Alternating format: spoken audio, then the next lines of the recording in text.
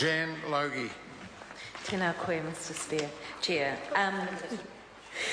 I've examined my conscience, as have my colleagues, and it is with significant disappointment that we find ourselves unable to support this bill and, in fact, find ourselves asking the member to withdraw it.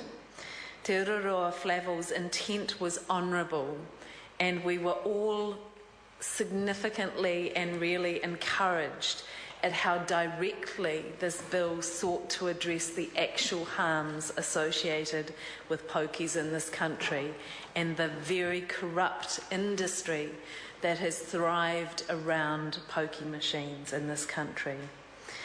The original bill set out to do 5 key things. 1, give councils and communities the power to cut the number of pokie machines in their area or eliminate them altogether. That intent is gone. Secondly, it sought to ensure that at least 80% of the distributable funds would be returned to the area where the gambling took place. That intent is gone. Thirdly, it sought to replace the trusts that currently distribute the funds from gambling with more accountable organisations set up by local authorities. That intent is gone. Fourthly, it sought to remove horse racing from the list of charitable purposes which may receive gambling proceeds. That intent is gone. And lastly, it sought to introduce harm minimisation mechanisms like player tracking and mandatory pre-commitment cards to put controls on the amount of time and money that could be lost by gamblers. That intent is gone. Of the 5 core purposes in this bill that so encouraged us, that sought to address the real harm created by the pokie industry in this country, we are left with nothing. The Green Party's view is that this bill, as it is reported back to the House, does not achieve any of the aims listed above, and in one part will actually restrict the right of councils wanting to reduce the number of pokies through their own transfer policies. Yes, that's right. It will actually hinder initiatives to reduce the harm.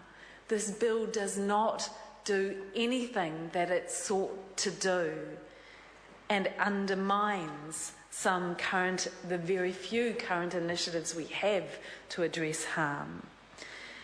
This isn't just our own opinion either. It has been echoed by the Salvation Army, the Problem Gambling Foundation, and Associate Professor Peter Adams from the School of Population Health at Auckland University, who have also taken the very significant step of asking the member also to withdraw this bill.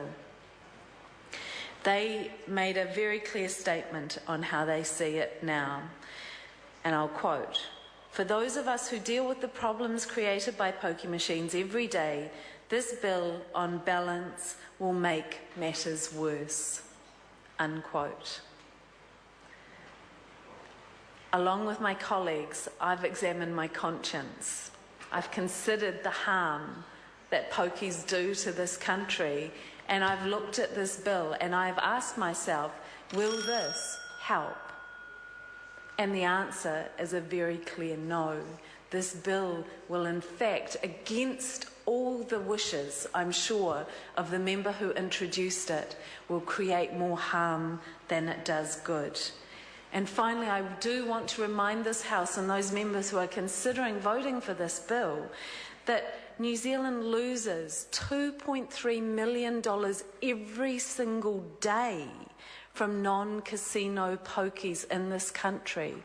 That is right out of the pockets and the food on the table for some of the people in the country who most need it, going into corrupt businesses. It is something we have a duty to stop. Honourable Chris Tremaine.